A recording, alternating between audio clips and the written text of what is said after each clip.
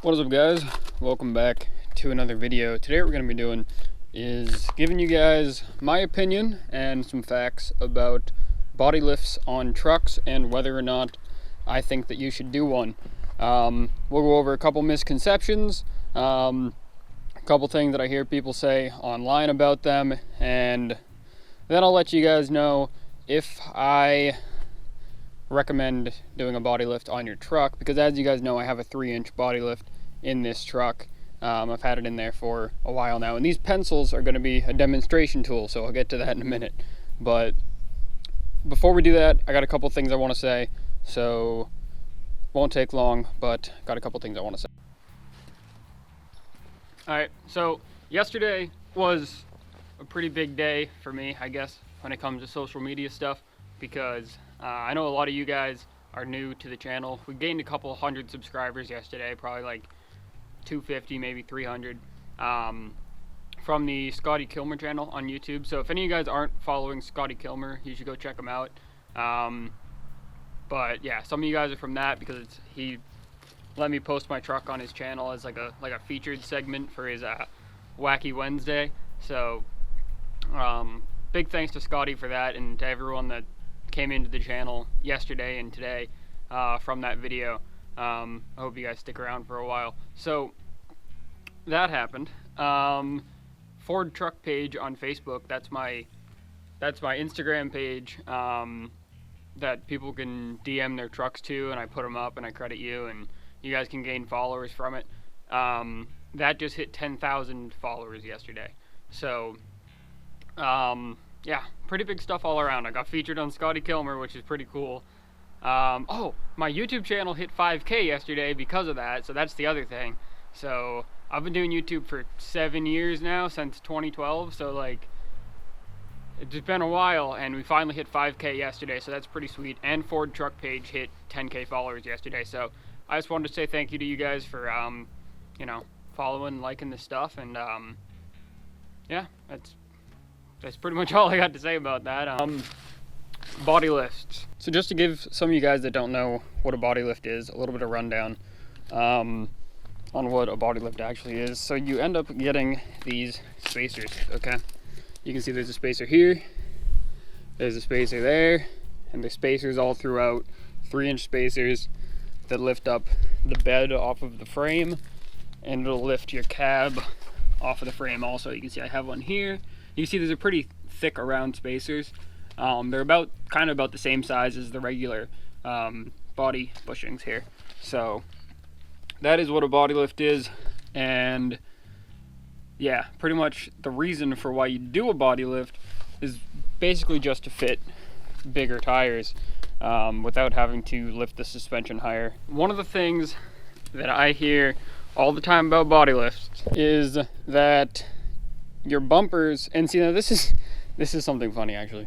There's this guy, I don't remember his name, but he has this like Chevy Silverado on YouTube, and he made this video about why you shouldn't put a body lift in your truck, and pretty much the whole time he was talking about how his bumpers were low and he brought it back to the dealership or something like that. Don't quote me on any of this because I don't know.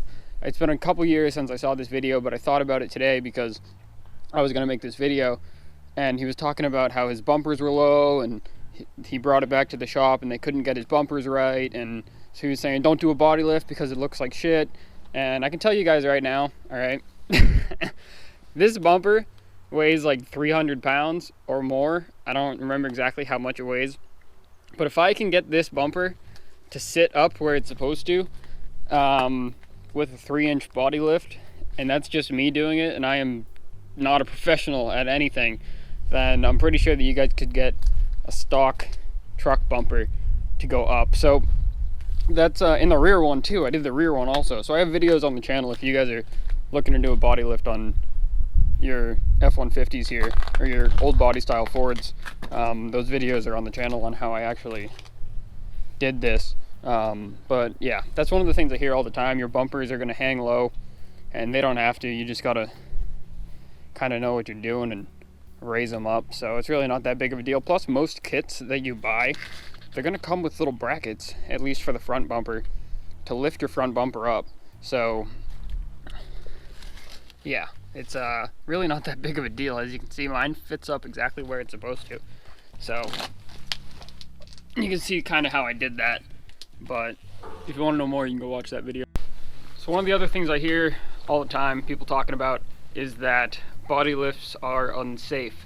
And there's a couple reasons why body lifts could be unsafe. One of the reasons is because since you have that spacer in between your frame and your cab, you have the spacer in the middle, all right? The bolt that runs through there is now longer. Now this is where the pencils come in, all right? So picture this little pencil as being your normal bolt, all right? It's much shorter than the one that you'd need for a 3-inch body lift, all right? It's quite a bit longer of a bolt, all right? So what happens with that, mostly in a rollover accident, is that your new bolt is going to snap, and your old bolt, that's a stock one, since it's much shorter, there's a lot less leverage on it, and it takes a lot more force to snap it. So that is one of the reasons why it could be more dangerous to run a body lift, is pretty much just because the bolts are longer, and if you get into a rollover accident, there's more leverage on the top and bottom of that bolt to snap it. So that is kind of really one of the main reasons why they'd be more dangerous than doing a suspension lift, is just because you could lose your cab if you roll it over. But just kind of something that you need to know about when you do one of these. If you don't know how to drive, or if somebody hits you, that your cab could fall off. It's extremely unlikely that it will happen, but if you get a very cheap lift with very cheap bolts, or a very cheap body lift with very cheap bolts, then you could have an issue with it. Okay, so one of the other reasons, like I showed you guys before, these are pretty big spacers, okay? They're pretty wide around. They cover the whole, they go right over that little rail in the bed there. One of the reasons why they could be unsafe, and now with these ones, it doesn't really affect it because they're pretty much the same size as what the normal body bushings would be. But for those guys that do hockey pucks, and they stack a couple hockey pucks on top of each other, what you're doing then is really taking a lot of strength away from supporting the bolt that's in the middle there, because those hockey pucks can move. I know if you clamp them down really good, you tighten it down really good, they're not going to move much, but they're always going to have a little bit of movement in them, especially if you get into an accident and there's any kind of actual force being applied to them. So that's a way that they could be dangerous, if you use hockey pucks, because they're gonna move. They're not going to be as strong as these pieces of plastic that are all one piece. Also, they could be more dangerous than a normal lift, because some lifts, okay, I'll show you guys right here, okay, so those ones are big, okay, but you can see that these ones for the radiator support are small, all right, which is, it's supposed to be like this because it's a smaller little bushing here. It's a much smaller body lift block right there. So if you were to run small blocks everywhere, so instead of having the big ones in the back and under the cab, if you were to get a kit that all had the same size little things in them, same blocks in them, then you could have problems with, if you have rust issues and the bottom of your floor pans are rusting through. With a smaller block, you're going to be putting a lot more force into that rusted metal, so they could punch through, and then they won't be connected at all anymore, and you'll be able to just shake it. So kind of like the F350 that's sitting out back that has the bed rusted through, and you can just pick it up and shake it. That's pretty much what will happen if you don't use the right size body lift spacers, because you're going to be putting a lot more pressure. It's kind of like, think about it like this, it's kind of like when you step on a Lego and it hurts really bad because you're stepping on something really small and hard. It's kind of the same thing. If you run a small spacer, it's going to hurt a lot more on your truck. Yeah. So one of the other things that could make a body lift more unsafe than a regular lift, so when you put a body lift in your truck, you are raising the center of gravity, okay? And for those of you that don't know what center of gravity is, it is, alright, so now picture the top of this truck being 3 inches lower. That's going to put the center of gravity somewhere like around here. Since it's up, the center of gravity is about here or so. I don't know exactly where it is, but instead of being here, it'd be here. So you're going to get more body roll when you take corners and stuff. But that's really kind of, what it comes down to is just don't drive like an idiot. Because if you think about it like this, all right, if you have a roof rack on top of your truck and it's loaded with a couple 100 pounds of stuff, even on a stock truck, you got a roof rack on your truck loaded with a couple 100 pounds of stuff, and you take a turn or a camper in the bed of your truck, the center of gravity is higher, so it's going to body roll more. So that's kind of what happens here. It's not exactly as drastic as people say it is. I really didn't notice a whole lot of extra body roll after I put the body lift in the truck, but it definitely is something to think about because you are raising the center of gravity just like any kind of lift.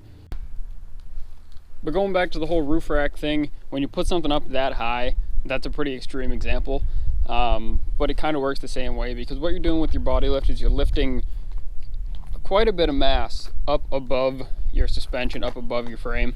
It's not quite as bad as if you had to have a roof rack or a camper in the back, but it definitely is making everything farther from your actual suspension. So it kind of comes back to the whole leverage thing, all right, but it's not really all that bad. Is that since it's further away, it's going to move it more, whether instead of just being right on top of it. So I mean, I really haven't, like I said, I haven't noticed a whole lot of extra body roll since I added it, but it is kind of something that you'd think about when you're going to put in a body lift.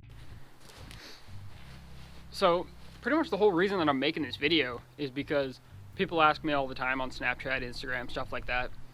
People that want to do this exact setup, which is the 6-inch suspension lift and the 3-inch body lift, because on these Ford trucks, other than I think Skyjacker, there's no kits that are bigger than 6 inches for lift kits.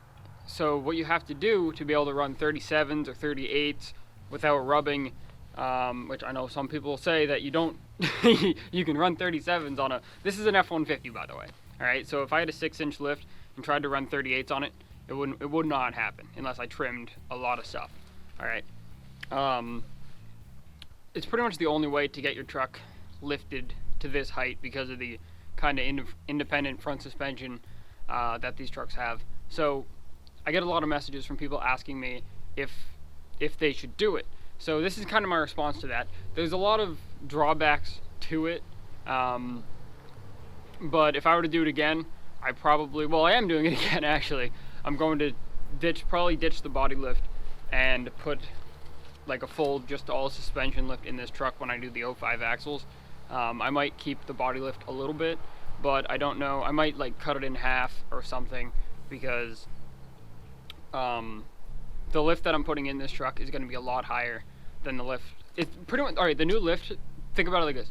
The new lift that I'm going to be putting in this truck when I do the 05 axles is already going to put it to this height, all right? And then I'll have another 3 inches on top of that from the body lift. So I don't know exactly if I'm going to take the body lift out or cut it in half or what. We'll have to see once I get all that new lift stuff in there with the new axles, and then I'll kind of make my decision on what I want to do when it comes to keeping the body lift and stuff. But yeah. So to close off this video, we're just going to go over a couple of things that are kind of upsides to doing a body lift, since we already have all of the disclaimer, warning, you may roll your truck out of the way. They're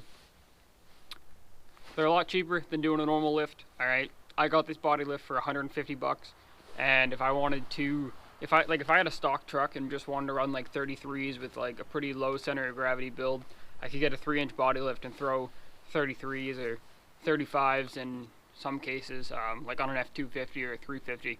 You could probably fit 35s no problem with a 3-inch body lift. So that's an upside to it. It's a lot. It's a lot cheaper. It's a lot cheaper of a way to lift your truck.